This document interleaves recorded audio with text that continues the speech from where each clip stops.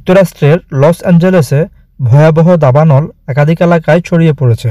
ঘণ্টায় ৩০ থেকে ৫০ মাইল বেগে ছুটছে দাবানলের আগুন। দেখতে দেখতে ঘরবাড়ি পুড়ে ছাইয়ের স্তূপে পরিণত হচ্ছে। কোনো কোনো গবেষকের মতে মাত্র ১% দাবানল প্রাকৃতিক কারণে সৃষ্টি হয়। এগুলোর মধ্যে বজ্রপাত এবং আগ্নেয়গিরির আগুনও সবচেয়ে বেশি উল্লেখযোগ্য কারণ।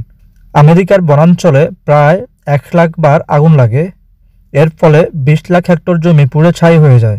দাবানল বলতে সাধারণত বনাঞ্চলে সৃষ্ট অগ্নিকাণ্ডকে বোঝায়। শুষ্ক মৌসুমে কোনো বনে আগুন লাগলে তা সহজে নিয়ন্ত্রণ করা যায় না। বনের ছোট পাতা থেকে শুরু করে ছোট বড় গাছে এই আগুন পুড়ে যায় এবং আগুনকে সামনের দিকে এগিয়ে নিতে থাকে। দাবানলের আগুন ঘণ্টায় ৫০ মাইল বেগে চলতে সক্ষম।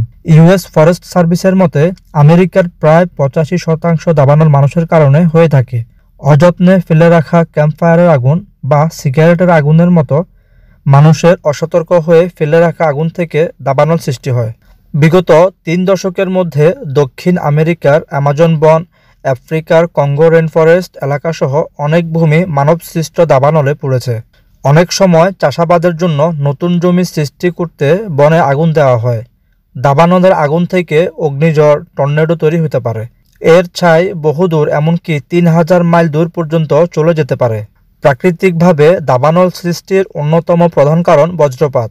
এর ফলে বিভিন্ন স্থানে শুরুতে ছোট ছোট দাবানলের সৃষ্টি হয়। বাতাসের সংস্পর্শে আগুন দ্রুত ছড়িয়ে পড়ে এবং ভয়াবহ রূপ ধারণ করে। দাবানল রোধ করার উপায়: বনাঞ্চলে ক্যাম্পফায়ার বা কোনো ধরনের আগুন জ্বালানোর সময় সাবধানতা অবলম্বন করা। সিগারেটের টুকরা বা কোনো প্রকার দাহ্য বস্তু ফেলার ক্ষেত্রে সতর্ক থাকা। বনাঞ্চলে পর্যাপ্ত নজরদারি বাড়ানো। প্রাকৃতিক কারণে সৃষ্ট দাবানল দ্রুত নিয়ন্ত্রণে আনার জন্য আধুনিক প্রযুক্তি এবং প্রশিক্ষিত কর্মী ব্যবহারের উদ্যোগ নেওয়া।